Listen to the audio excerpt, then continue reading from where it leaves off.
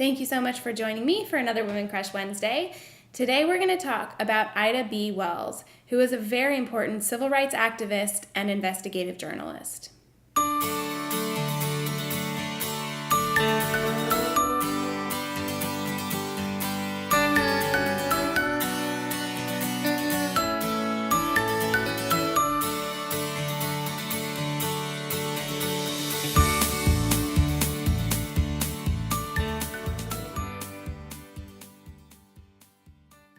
Fact number 1.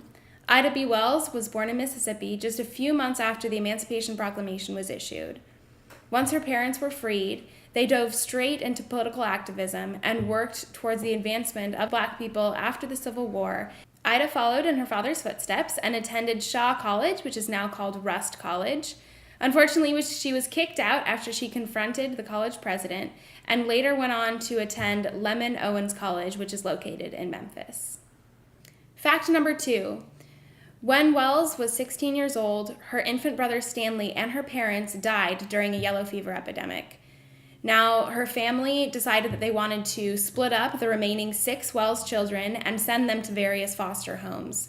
Ida very vehemently did not want that, and so she fought in order to keep the children together. She became an elementary school teacher, and the local community ended up bonding together in order to keep an eye on her other brothers and sisters in order to keep the children together while she was working. Fact number 3. Wells became very important in her strong stance on justice for women and Black people. In 1884, she was on a train car and was told to leave. When she refused, she was dragged off the train by 2 passengers as well as the conductor. She ended up suing the railroad for this injustice, and when her lawyer was actually bought off by the railroad company, she ended up hiring a second attorney who ended up winning this case in local court. Unfortunately, much to Ida's frustration and anger, in 1887, the Tennessee Supreme Court ended up overturning that original ruling. While she was still teaching, she was offered a job at the Evening Star in Washington, D.C., a local newspaper. She wrote editorial columns and eventually became the co-owner and editor of an anti-segregation newspaper entitled Free Speech and Headlight. Her fiery editorials criticizing the poor conditions and lack of funding that was dedicated to these Black schools ended up getting her fired from her job. And because of this, she decided to focus full-time on her writing. Fact number 4. Wells became known for her investigative journalism and anti-lynching activism. She became one of the most prominent voices in anti-lynching activism when 3 of her friends were actually lynched when a lynch mob invaded a local grocery store in Memphis. This local Black-owned grocery store was doing a lot better than the white grocery store across the street, and so the people across the street decided to put an end to this grocery store. After this experience, Ida ended up turning all of her energy into documenting and researching lynching around the U.S. She ended up deciding to move from Memphis to Chicago because she felt that her life was in such grave danger, and she encouraged a lot of her friends and other Black activists to do the same. She ended up traveling as far as Great Britain in order to speak out against lynching in the United States. During Wells's second visit to the UK, William Penn Nixon, who was an editor of the only major white newspaper in the U.S. to completely denounce lynching, invited her to become a paid correspondent. So basically, she would go to the UK, travel around, speak about her experiences, and then write about her experiences in the UK and in the U.S.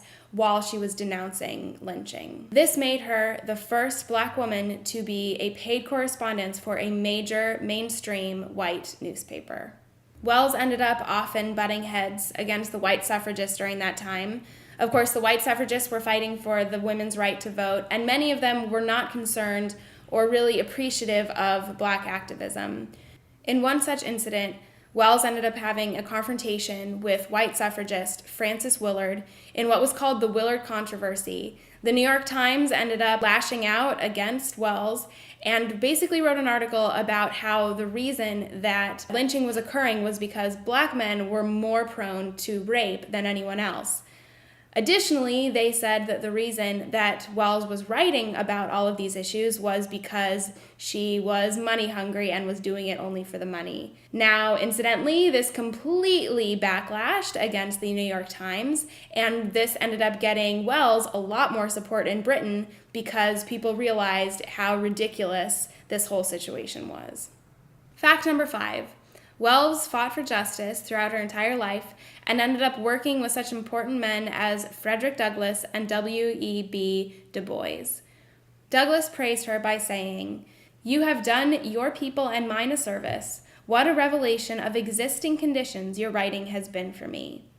Wells died in 1931 at the age of 68 from kidney failure when she was in the middle of writing her autobiography, Crusade for Justice. Her research on lynching is still greatly valued today and inspired the next wave of civil rights activists from Fannie Lou Hamer to MLK.